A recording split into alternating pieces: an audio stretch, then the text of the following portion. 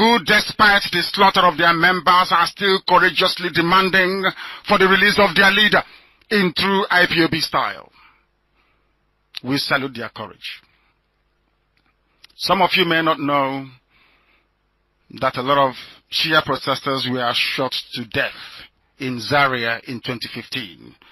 I was in detention then, but I still got the news that they killed over 1,000 people in Zaria. The offense of those that were summarily executed by a very horrible terrorist army, so to speak, because the Nigerian army is they're all a bunch of terrorists. All of them, from top to bottom. The reason why they were massacred in cold blood is because they blocked the road and demanded that Toko Buratai, who is the chief of army staff, should come down from his vehicle to address them. They were killed. There is something I want to tell you this evening. Only yesterday, protesters blocked the motorcade of President Donald Trump, the most powerful man in the whole world. And he simply turned back to use another road. But an illiterate savage like Buratai murdered over 1,000 people because they blocked his way. The saddest part of this whole debacle is that some sections of the media and some, I would say, frivolous commentators supported the killing of Shia protesters, and we're asking, why should they block the road?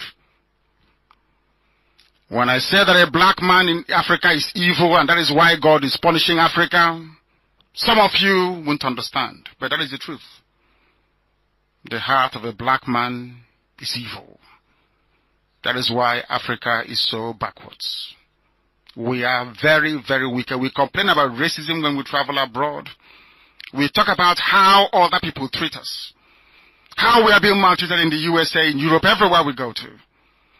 But look at how you treat yourselves. Look at the wickedness contained in only one administration, the late Buhari's administration. How they kill people. And ridiculously try to justify it by saying that that is what Donald Trump would have wanted them to do. To kill people who are protesting in a democracy. The persistence of Shia protesters will eventually pay off. The British-backed despotic government of Nigeria,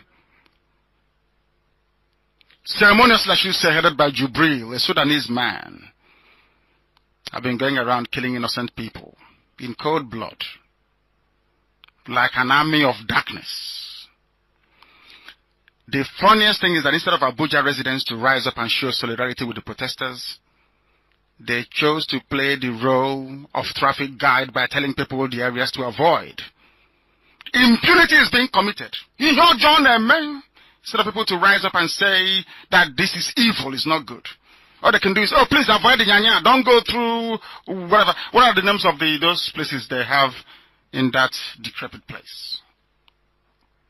Instead of it to say that what Fulani soldiers are doing is wrong against Shia protesters, all you can do is to say, oh, please avoid this or that area within Abuja for you to be safe.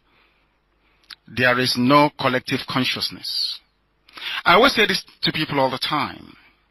IPOB has collective consciousness.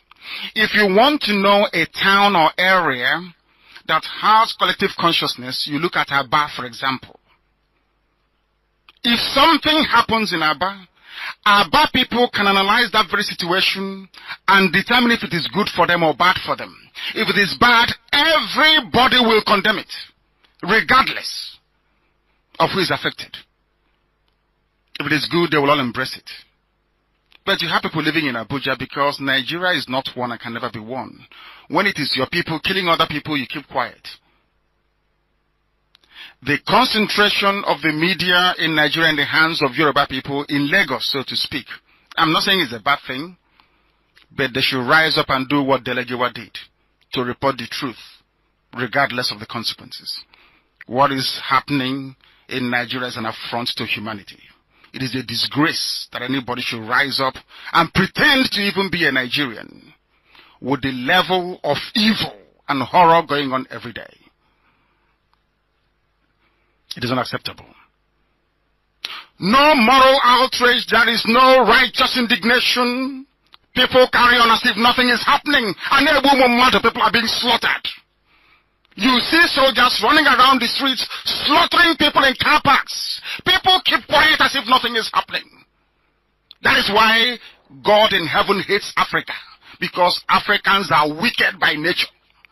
That is why you have no light, no good roads, no good schools. When you graduate, you cannot find a job, because within you, you are wicked.